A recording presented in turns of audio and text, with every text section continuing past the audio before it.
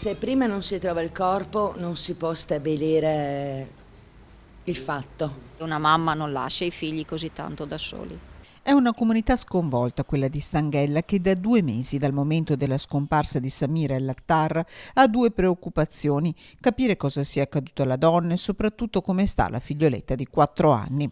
Sulla cittadina la notizia dell'iscrizione nel registro degli indagati del marito pesa. Un uomo mite, Mohamed, operaio agricolo, si dice in paese. Da chi ho sentito così a largo raggio, ho detto che è una brava persona, però sa. In municipio la famiglia di Samira e Mohamed non era conosciuta. Qualche anno fa erano stati aiutati con pacchi alimentari, ma poi nulla, fino ai primi di settembre, racconta il sindaco Sandro Moscardi. È stato il primo passaggio di Samira qui da noi, soprattutto per chiedere una posizione lavorativa più stabile.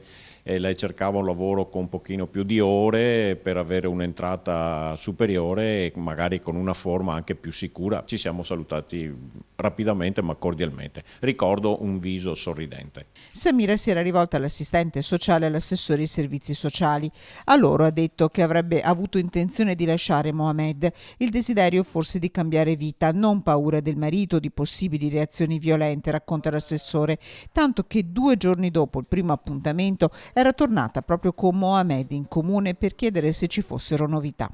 Dal 21 ottobre il pensiero è per la bambina che frequenta la scuola dell'infanzia del paese. Puntualmente 1 o 2 volte a settimana ci rechiamo presso l'abitazione per controllare anche le condizioni igienico-sanitarie dell'abitazione stessa, lo stato di salute della bimba. Dalla scuola non abbiamo alcun riscontro di carattere negativo. Con la figlia di Samira si alternano il papà e i parenti della donna, ci spiegano in comune. Le hanno detto che la mamma ha perso la strada, ma pochi in paese credono sia ancora in vita. Sono già passati 2 mesi e su 2 mesi la dovrebbero aver già trovata. E dopo tutto questo tempo non penso sia fuggita o che l'ha fatta sequestrare da qualcuno, non lo so. Le indagini dei carabinieri continuano. Il marito Mohamed, iscritto nel registro degli indagati con le pesanti accuse di omicidio e occultamento di cadavere, si dichiara innocente. Il suo avvocato chiede che nel luogo del ritrovamento degli oggetti di Samira si continui a cercare.